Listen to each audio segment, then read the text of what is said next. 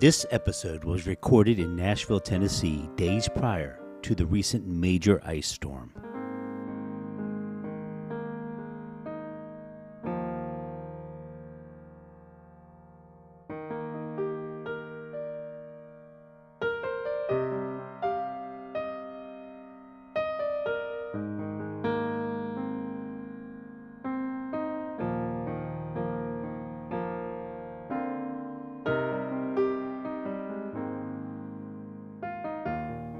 God bless Central Tennessee and all areas affected across the nation.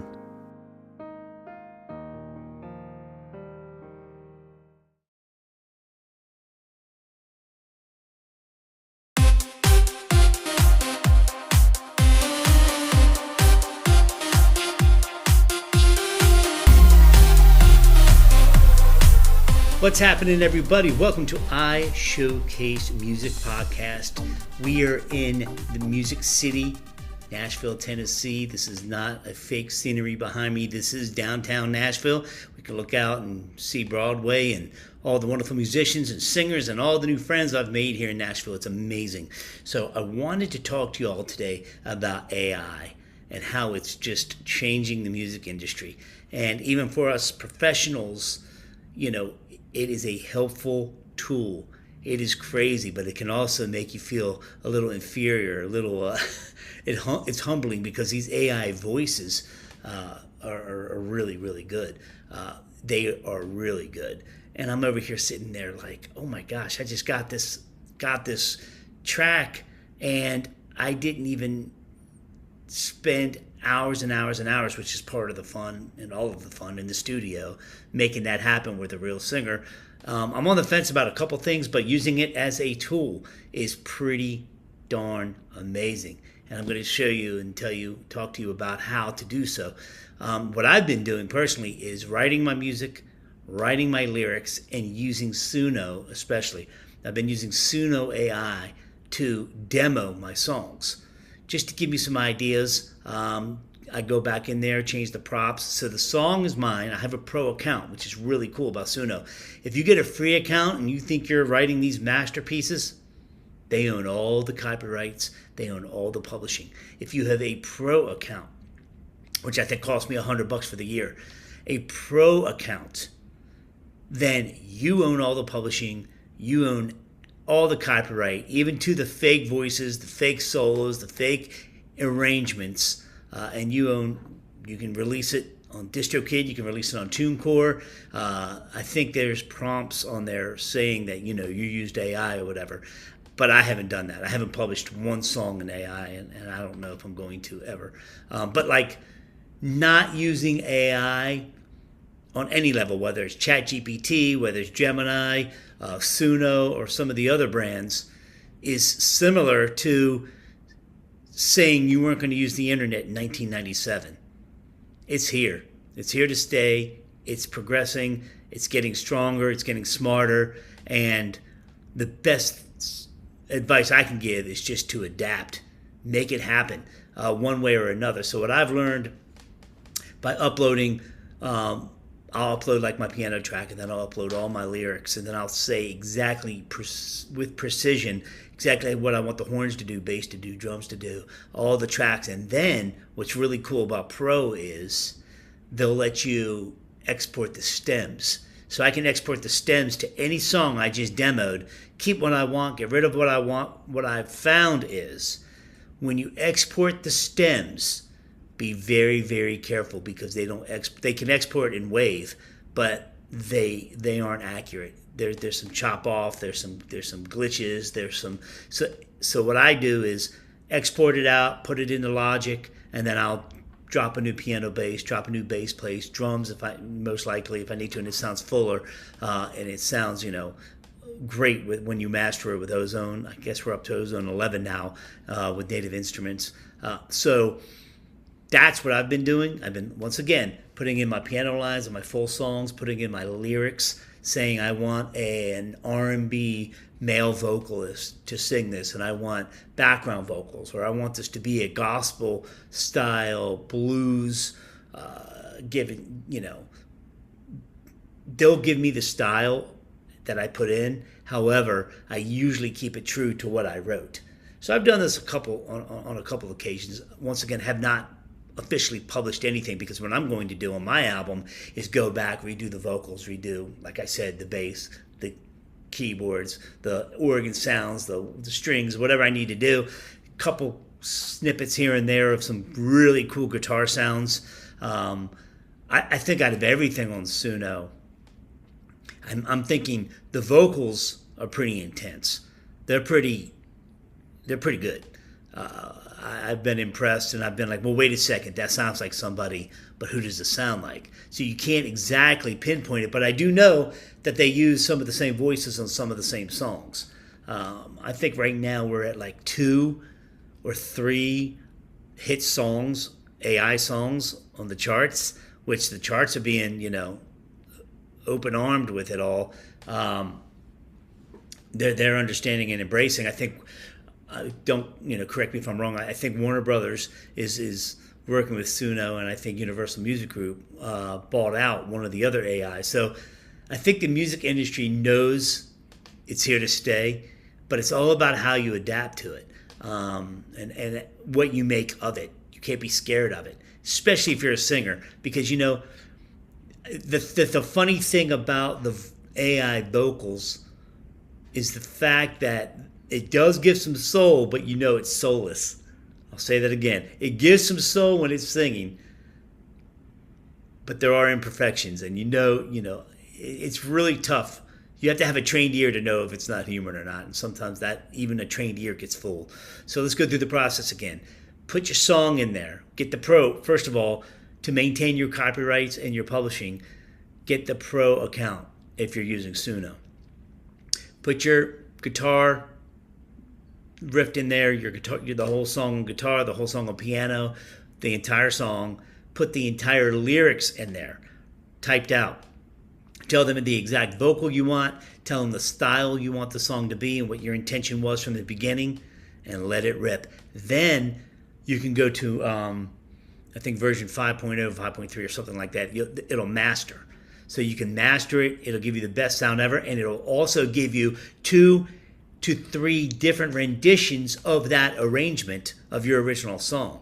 So what I'm finding out as a producer is music I wrote back in 2016, 2017 that with iShowcase TV and everything else going on, I haven't been able to get to in 10 years.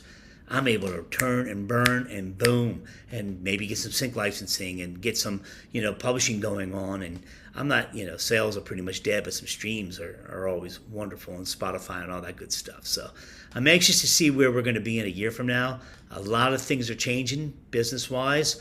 But Suno, you're still, according to Suno's bylaws and terms and agreements, you're still liable, so don't get crazy. People can still come after you and say, well, that's my voice. Well, that's really hard to prove, unless it's Justin Bieber or Taylor Swift or somebody, directly that you're using.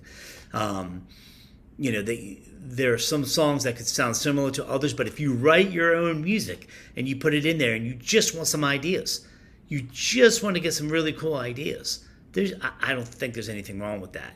I think it's actually really, really cool. Now, how does that work with, in Nashville especially, there's so many songwriting committees, songwriters nights at Bluebird, Fox and Lock, and all these awesome places.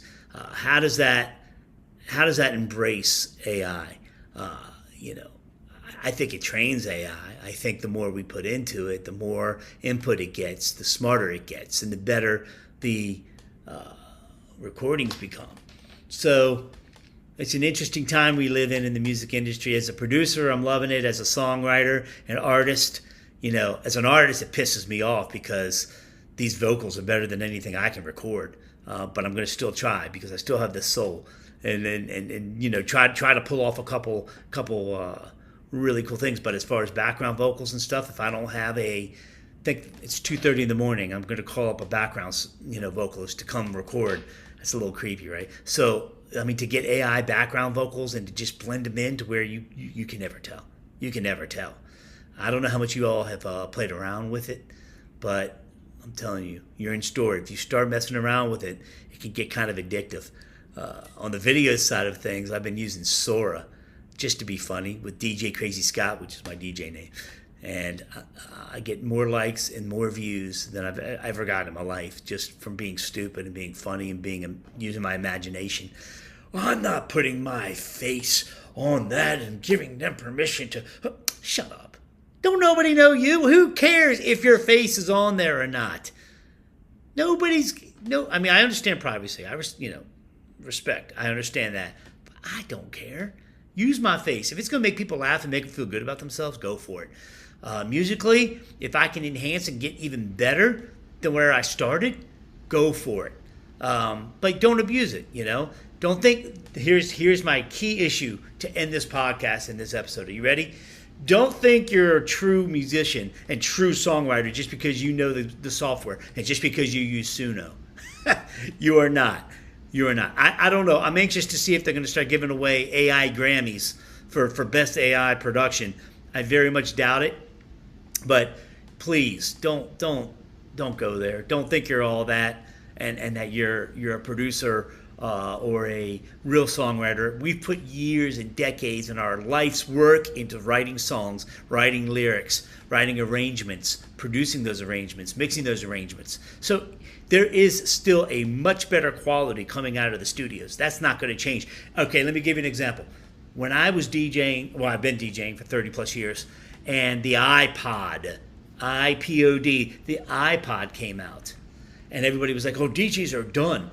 They're done forever. It's over. And I said to myself, wow, damn, I might be retiring early because they might have a point. Nope. The iPod only allowed people to play their playlists, but on a live event, there are so many people that made the mistake of becoming what I call iPod DJs. So they would go there plugging their iPod, and it was the most horrible party ever because you lost the human factor, the humanization of it. You lost the character, the personality, the being the glue to bring it all together, and boom, boom, boom. There's so much psychology behind that, right? So my point is this: as you can see, the sun's going down. That's wild. Wow, we're getting a sunset in Nashville while I'm talking. That's amazing. There's so much psychology with this as far as the iPod did not wreck DJs. It only made us stronger. It made our lives easier. Serato and being able to do those playlists and iTunes and being able to be a lot more assertive. I mean, I started off on cassettes actually and beat mixing on 12-inch and vinyl and all that great stuff. AI with these vocals and these arrangements and these musicians and it's pretty cool. It's really cool, but it's not going to end, and I don't think it's going to ruin the true musician, the true recording artist, the true vocalist. I think the big TV shows did more harm to the music industry than AI will ever do, as far as oversaturating the industry. You can get oversaturated. There's too much music. I think there's like 1 million songs that go out per day. What do you make? 0.002% of a penny per stream? You get 1 billion streams? I think Snoop Dogg, and don't quote me on the stats, but like Snoop got 1 billion streams and made $45,000. And he was like, what's going on? 2 weeks later, he ended up buying Death Row Records back and getting his life back with that. Quote me on, or do some research on that before you quote me on that. But I mean, I know the story is similar. You can get so many streams and not make a lot of money. We're not in this for the money. I mean, it's great. A hit song's a hit song. I think ASCAP, BMI, CSAC, great organizations. I still get confused as to how they calculate the royalties.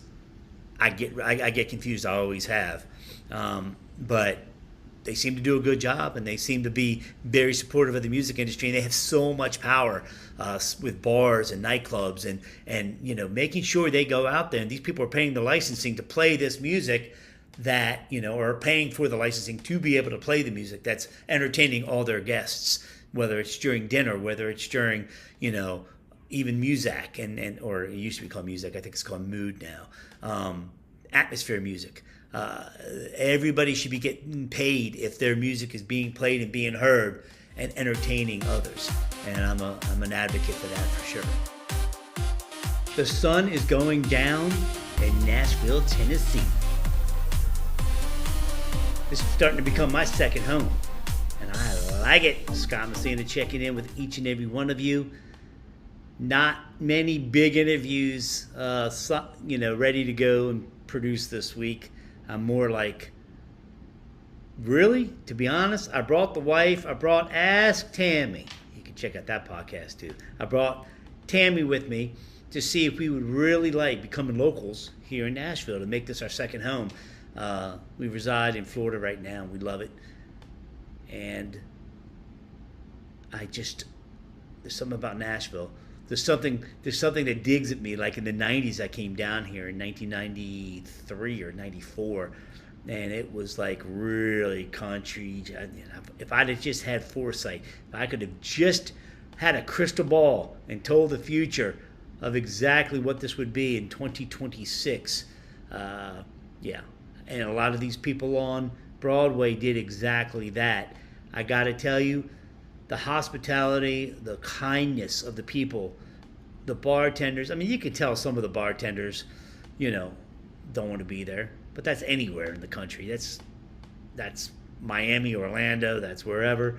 But mostly everyone is just as sweet as can be, happy and living their best life. The musicians, I don't think they're getting paid. I don't think they get paid at all. I talked about this last year when I was in Nashville. I don't think they get paid very much, and then they're shaking all the tourists down for. I saw $500, 5 different bands, $100 to play Freebird by Leonard Skinner. And I'm like, if I heard that, I love that song. Don't get me wrong. It's absolute a musical masterpiece. And, $100 and I'll play, what?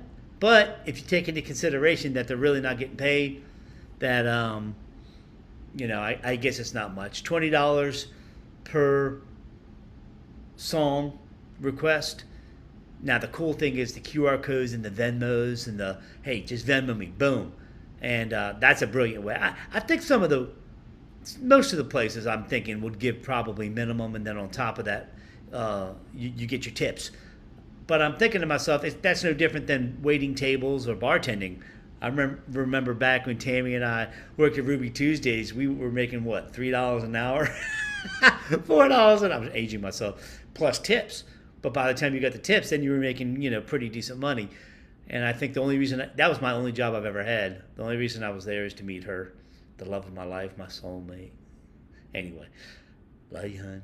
And so the musicians are like on that level, and I think that there's some musicians, every year I come back here, or every couple months I come back, I see a lot of the same musicians at all the different bars, hopping bars, going band to band and doing their thing. And I'm like, that's what I'm talking about. Staying on that grind. We'll have enough time to sleep when we're all dead, right? They're on that grind. I don't know how many of them are actually trying to, be noticed and get that rock star. I think they do it for the love of what they do. If you become a rock star, great. Garth Brooks started off at Bluebird Cafe. My friend Amy Curlin started that in 1983. One of my favorite venues. I think one of my 2 favorite songwriting and open mic night venues is obviously the Bluebird Cafe, and now Leaper's Fork, Fox and Lock, right on the strip in Leaper's Fork. Oh, it's so much fun going there and just seeing these talented people who some of them don't even realize how talented they really are. So I like going there as a producer just to listen, just to take a picture of all the names on there, follow their careers, follow their tours. You'll have somebody in a full tour getting ready to go out, but you'll have somebody on the microphone performing for the first time ever. That to me is absolutely amazing. So Leaper's Fork, Fox and Lock, definitely check it out. Bluebird Cafe, obviously over by Vanderbilt. Beautiful. Been around forever. So many superstars, like I mentioned, Garth Brooks, Taylor Swift. Tim McGraw, I think. Anybody who's anybody pretty much came out of there or came through there. And then the Leaper's Fork side of things, you have the Chris Stapletons, I hear Vince, I don't know, there's a bunch of celebrities over there. I was told today by a realtor friend of mine, Jen, she said, You have to, in their bylaws, there are so many celebrities that live in Leaper's Fork. You have to be voted in to be able to move there and live there as a resident.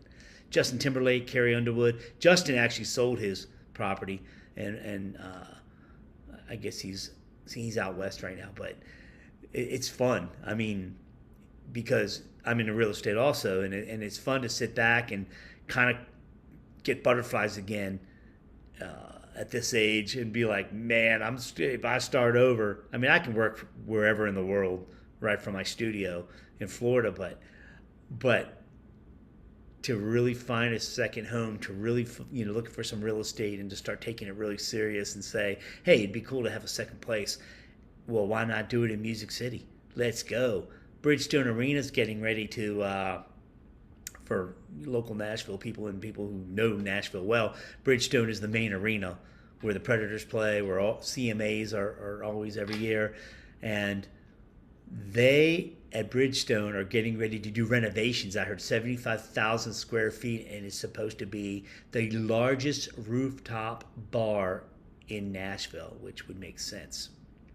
Because I was here on 4th of July, and the fireworks are absolutely insane. The people are insane, but they were orderly. Everything was just, regular drunk people and, stuff like that. But that's anywhere. Once again, that's anywhere. The fireworks off of a rooftop bar, that's where you want to be. New Year's Eve, 4th of July. I got to give a shout out to Posties. Post Malone. Post Malone has one of the sharpest, cleanest, and he has the newest bar on Broadway. He took over this nice little pizza joint, I forgot what it was called, right next door to the Johnny Cash Museum. He took that over, and then he took over, I forgot what it was, but this huge space right on that corner, so he pretty much encompasses that whole corner. The bands are great, the LED screens, what they've done in there technically, if you're a techie like me, unbelievable. They're doing the 1.9s. They're doing it's just sharp. It's focused. It looks like a performance. The only bad thing is that their lighting grid on the ceiling is a Dallas Cowboy star. And I'm not necessarily a Dallas Cowboy fan like Post Malone is, but I'll give them that. They did a good job. They did a really good job. They had a hell of a grand opening. Go on YouTube. You can check it out. Every star and their mother showed up. Luke Bryan's doing his thing. Kid Rock, always consistent. You go into Kid Rock's place, oh my gosh. It's just total energy. The bands are just doing what they're doing. They're rocking. And I love going to Broadway. Love to go to Hank Williams. I got this Hank Williams Jr. bar. I got this. It's almost becoming a fetish. Sounds weird, but true. I collect cups. So when I go there was a lady there about a year ago. Her name was Big Ange, and she showed me her arm, and it was tattooed. And everybody who works there, anybody who went there, they knew Big Ange. She wasn't even that big, but I just thought it was funny. That's what she liked her nickname to be. And I said, I love these cups. They're just plastic cups with Hank Williams Jr.'s face on the damn cup. She was kind enough to give me 10 at the time. She just gave me a stack. She was like, there you go. Every time I come back to Nashville, everybody laughs at me. I go into Hank Williams. I ask the bartender, this is what Big Ange used to do. Can you do it for me? I got some more Hank Williams cups. Because when I take them back to Florida, you hear all that? I don't know if you can hear that in the background. There's something going on. When you go back to Florida, you take them back there, and people drink out of them and throw them away. It pisses me off. So I got to keep replenishing them. Anyway, so the Hank Williams bar, some of the best bands there, but I gotta say, this trip, and every trip I evaluate Broadway and what's going on, Tootsie's stole the show, all three levels. Tootsie's, when you walk in, they're playing the old country, the old traditional, man, gives you goosebumps. You walk up there, the bartender, right when you walk in, giving you a menu, what can I get you? Who does that? They're on top of their game. Then you walk up the stairs, and you have a second bar with a band. The band was killing it. I think that's where we hung out most of all, was on the second level of Tootsie's. And a guy named Steve Miller, I learned, guy named Steve Miller saved Tootsie's. I think they were getting ready to go under, and he either bought the whole building or just bought the business. I'm like, you can't let legendary. There's too much money in Nashville to let legendary places like Tootsie's go under. You're crazy. That is legendary. So, because I saw this neon sign that said, "Thank you, Steve Miller, for keeping Tootsie's alive," and I was touched by that. Then you go up to the rooftop bar, and another band. These fiddle players are just killing it, crushing it, whether they're playing covers or not. I would like to see. And from being from a tourist town myself, and I get it, people like to hear what they know. But I really would like to see more original music taking place on Broadway. I mean, once again, if I have to hear Freebird one more time, God help me. But see, I'm coming as a DJ also on this because I've been listening to these songs for 30 years, play that funky music, brick house, and it's not all country in all the places. They've really adapted to the tourists, right? So they're playing everything. They're playing pop, they're playing rock, they're playing funk, they're getting people dancing, and then they'll go right back into Charlie Daniels, and then they'll go hard with Family Traditions from Hank, and they'll go into Garth, and I love the eclectic. I think what's most impressive to me as a musician is the fact that you can request anything, pay them 20, pay them 100, whatever you're going to pay them. And I never saw a band get stumped. As a DJ, if you don't have Wi-Fi, you're like, oh, I don't have that. I don't have that on me. Or I can't get it because, I can't tether. I don't have a signal. I did not see one band get stumped this entire week. That, my friend, is impressive. And I think what they do, and there were about 3 bands that went for it that didn't know the songs. They were like, I think one of the songs were Footloose, Kenny Rogers' Footloose from the movie. Footloose, Footloose. And I remember the singer saying, I've only sang this in my car once. And all of a sudden I see everybody has on their mic stands their iPhones or an iPad. I saw it mostly iPhones. And I see everybody, whether it's the chord progressions, obviously it's the lyrics, obviously it's and then they start to go for it, and it's flawless. So what does that accredit? That accredits pure musicianship. These are pros. Some of these guys just get off the road with whether it's Travis Tritt, Luke Bryan, whoever, and then, oh man, we don't have a gig for the next 6 weeks. We might as well go kick Broadway. Play for beers and $50. Let's go. Because you know what it does? It keeps your chops up. These are the people that love their instruments. These are the people that aren't about it and aren't in it for just the money. They're going to make their money because they're doing what they love. So for you young musicians out there and young producers, do what you love and you will become successful. The second you're doing it and putting yourself in a compromised position because, oh my God, I got to have a hit song or else I'm not going to survive. No, go wait tables then. Go wait tables and let the music flow and let the timing of that music flow. Let your art flow. Show the love. Never give up. Never give up. No, no, no. That video is so funny. That me, my guy. Never give up. No, no, no. Seriously, don't give up. Keep rocking. Keep writing. Keep singing. Keep loving. Scott Messina signing out. iShowcase Music, live from Nashville, Tennessee. We're doing what we do. The sun is now officially down behind me, and I hope you enjoyed yourself. Tune back in for the next episode.